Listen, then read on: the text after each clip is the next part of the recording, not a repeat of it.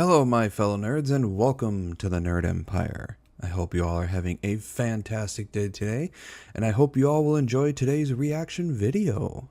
With that being said, let's get right into it, shall we? Alright, first video. This one is called 5 Zombie Apocalypses You Wouldn't Last a Night In, and it is by Legacy Wings. So, let us see these 5 zombie apocalyptic scenarios that we would not survive in. Today, I want to talk about something that has probably already been discussed many times, but I honestly think it's the kind of subject that never gets old. One that's always fascinating to revisit. Zombie apocalypses. Specifically, I'm going to go over the...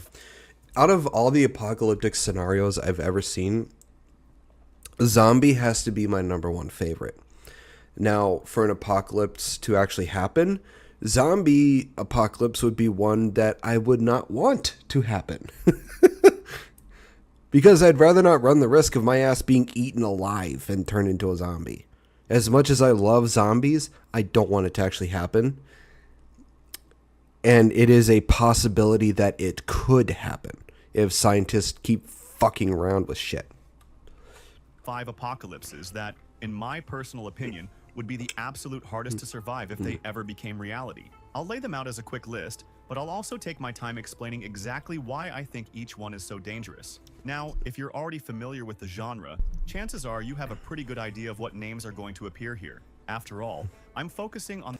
For me personally, I think I can name 2 that would be either have a like 5% chance of surviving for humanity and a 95% chance of total extinction. One is the Resident Evil universe of zombies, because they can mutate to all of the different kind of BOWs that you've seen throughout the entire Resident Evil universe so far. And the second one would be the Last of Us one, which is the fungal the fungal infection one, because if it were to actually happen, we have no way to actually combat it, because we have no vaccine or anything to combat it. The thing we don't have to worry about, though, is it can't happen. Because one, the fungus has not evolved to be able to withstand the human body's internal temperature. We run entirely way too hot for a fungus to even try and survive within the human body. And 2, our immune system works too fast for them to spread. So unless there is some sort of event that forces a fungus to evolve and change, it is never going to happen. The most iconic and recognizable sagas, the ones that pretty much define zombie fiction in video games. But let me say this, if you'd like to see a separate video diving into lesser-known apocalypses, those obscure, underrated gems within the zombie universe, make sure to let me know by leaving a like and subscribing. That way, I'll know there's interest in taking the discussion further. Alright then, let's dive straight in. The Freakers in Days Gone are, in my view, a fantastic starting point. They take the traditional idea of a zombie and push it to a whole new level. I've never played this, so I have no idea. Isn't only terrifying because it turns humans into incredibly fast, aggressive hunters who attack relentlessly in packs. It's terrifying because it also spreads to animals. This single detail changes the survival equation entirely. Normally, in most zombie fiction, one of the proposed solutions is to escape urban centers and hide out in the wilderness, where there's more space and fewer infected. But here, that's no safe haven at all. Forests and mountains are just as dangerous, maybe even worse. Imagine trying to survive when bears, wolves, or even birds can become infected and hunt you down with the same violent drive as human freakers. Suddenly, God. The idea of running to the woods to survive doesn't hold up, and that's not even mentioning the hordes. These massive swarms of freakers move like unstoppable waves of destruction. Facing one alone? Forget it. It's practically impossible. Even if you had a secure shelter, if that shelter stood in the path of one of these hordes, it wouldn't last long. Entire safe havens could be wiped out in minutes. That's what makes this apocalypse such a nightmare scenario. It leaves you with almost nowhere to run and even fewer options to hide. Next up is Dead. I think one of the freakyish things about some of these zombies. The things that would make a zombie harder to survive against is if they were able to sprint at full speed to come and attack you instead of acting like, the way logically a zombie should be able to move about, which is just, stumble or walk. Because in reality, actual zombies would not be able to run because of, it's just not how it's supposed to be. They're basically dead. Their body cannot handle running. But if it's, zombie apocalypse like this, it would be that much harder to survive because they can sprint at full speed without stopping because they have basically unlimited stamina. So it would be nearly impossible to survive against ones that can actually run without ever stopping because humans do have limited stamina, whereas these things just do not. Space and the markers. Now, this is a different kind of horror. Oh god, this. Okay, I would say out of all the universes, I'd rather try and survive in Resident Evil and The Last of Us than to ever attempt at the Dead Space universe. Because one, you have the constant signal from the marker just barraging your brain. There is no way to combat it unless you have like one of the strongest mental willpowers. There is no real way to combat against the marker because it'll eventually drive you insane. It'll drive you to kill, and it genetically alters your DNA. That is what it's constantly trying to do. So it's Dead Space would be one of the worst. The infection here isn't just about physical transformation, it's also about psychological collapse. Once the markers start to influence you, paranoia and madness creep in little by little until you lose all sense of self. Your mind doesn't belong to you anymore. It belongs to whatever alien design the markers are pushing. The transformation is gruesome. Mutations that twist your body into grotesque abominations with razor-sharp limbs and nightmarish deformities. And worst of all, there's no cure, no coming back. Once you're caught in this, you're gone. The scale of this apocalypse makes it especially grim. This isn't a virus confined to one city or country. The marker infection has the potential to consume entire planets, to spread across the galaxy if left unchecked. Imagine that for a second. The extinction of not just humanity, but entire civilizations. And if there was nobody was able to figure out how to ultimately stop the markers and destroy them all at the source, they could potentially spread to other galaxies as well, because they basically have unlimited patience. They could just shoot a marker and other things out to other galaxies, and they could just infest everything in the universe, snuffing out all intelligent life, all sentient life.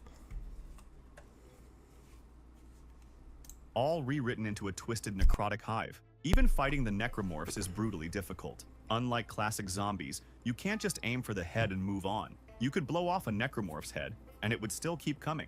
The only way to put them down is through strategic dismemberment, targeting their limbs one by one. And even then, the sense of dread doesn't end, because unless you destroy the markers themselves, the infection continues. But destroying them isn't just a matter of firepower. They actively manipulate your mind, breaking down your will, making you hallucinate, and eroding your sanity the closer you get. This apocalypse isn't just about survival of the body, it's about survival of the mind. And that's what makes it almost impossible to overcome. Now, number 3, cordyceps. And yes, of course, The Last of Us had to appear here. This one isn't just frightening because of what happens in the game. It's frightening because it feels so plausible. We're not talking about some invented virus or alien parasite. This is based on a real fungus, one that already exists in nature. In our world, cordyceps primarily affects insects, taking control of their bodies and turning them into mindless vessels that... There is also a type of zombie-like virus that's going around in animals too. From what I've seen, it's mainly in deers. But I don't know what that one's about. I think it's just some weird infection or something. I have no idea what it is. Spread the spores further. And while, for now, it can't survive in human bodies due to temperature and biological limits, the very fact that it exists is enough to make the premise of The Last of Us terrifying. In the universe of the game, the fungus adapts and makes the jump to humans, and the result is catastrophic. The infection spreads not just through bites, but through spores, microscopic particles floating in the air that can infect you simply by breathing them in. This means no place is safe. Buildings, underground tunnels, even your own shelter could be filled with invisible death. The fungus overtakes your body gradually, warping your flesh, twisting your limbs, until you're no longer recognizable as human. And the longer it's allowed to grow, the worse it gets.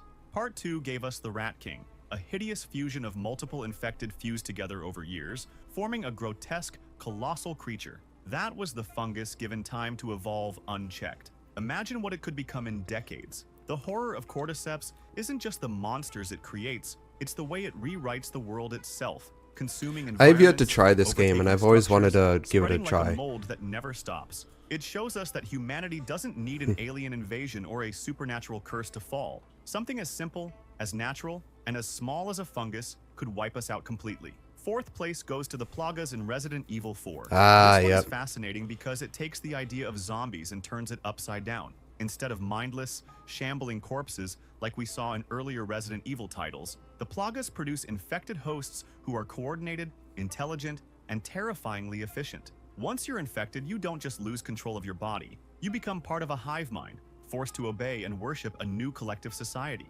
These aren't dumb zombies bumping into walls. They communicate, they organize, they fight with tactics, they follow leaders. This completely changes the game of survival. Imagine trying to stand against a threat where every infected person is basically a soldier, working together under one collective will. And then there's the added nightmare of weapons. It's not just teeth and claws anymore. These infected use chainsaws, axes, spears, knives, tools designed for killing, now in the hands of creatures that feel no fear and never get tired. Your chances of survival drop dramatically when the enemy is both relentless and armed to the teeth, literally and figuratively. Finally, let's talk about Dying Light. This apocalypse is particularly cruel because the infected aren't technically dead. Their hearts still beat, their bodies still function. The virus mutates people in horrifying ways, creating a wide variety of threats, but none more terrifying than the volatiles. These creatures sleep during the day, but hunt at night with blinding speed and terrifying strength. They're not just faster than you, they're stronger, more agile, and they can scale walls and chase you across rooftops. Essentially, they turn every single nighttime outing into a death sentence. I remember first playing this game and having to deal with those guys. They were so fucking annoying to try and run away from and to deal with. I tried fighting one of them and it nearly killed me. Sure, there's the UV light as a weakness, but it's hardly a reliable defense. You'd constantly be on edge, one wrong step away from being torn apart. Think about it. Zombies that can sprint, climb, leap across buildings and hit harder than any human ever could. What chance does the average person have in that world? Not much, if we're being honest. Survival here doesn't just look unlikely, it looks downright impossible for most of us. Tell me what you think about all of this. Of course, there are many other examples I could bring up, but as a first look into what some of the deadliest zombie apocalypses in gaming could look like, I think this list captures the essence pretty well. If you'd like me to make a longer, more detailed version with even more apocalypses, let me know in the comments. And also, let me know if you agree with my ranking. If not, tell me how you'd rearrange it. That's it from me for now. Thanks for sticking around, and I'll see you in the next one. I would say that out of all the ones that he said, the only one that basically has a 0% chance of surviving, unless you can destroy the source that's making all the shit, is the Dead Space universe. Because unless you have the mental fortitude to combat the mental attacks that the markers are doing, and unless you could find the source of where all the markers are coming from, and also take care of the necromorph moons, there's basically no way to survive the Dead Space universe. Whereas all the other ones, Resident Evil, The Last of Us,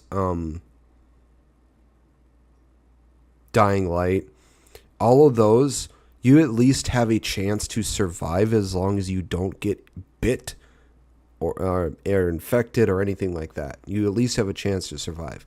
Dead Space, you really have no chance. Because while not only having to deal with the necromorphs and all of the necromorph variants, you also have to deal with psychotic regular people who are psychotically breaking down because of the marker signal that's being thrown out there. And also the fucking unitologists who think that it's basically you dying is the way to go. So Dead Space has basically pretty much a 0% chance of survival. So that one, in my opinion, would probably be the worst out of all the zombie-like apocalyptic universes. Well, that is the end of this video. I hope you all enjoyed it. If you did, please make sure to give a like and subscribe. I post videos 3 to 5 days a week here. I also post videos over on my other channel for gaming as well, so please make sure to give that a look-see, see if you enjoy that as well. I also stream anywhere from 3 to 5 days a week as well. Links to all my social medias will be on my YouTube page. And with that being said, I hope you all have a wonderful rest of your day, and I will see you all in the next video. Bye-bye.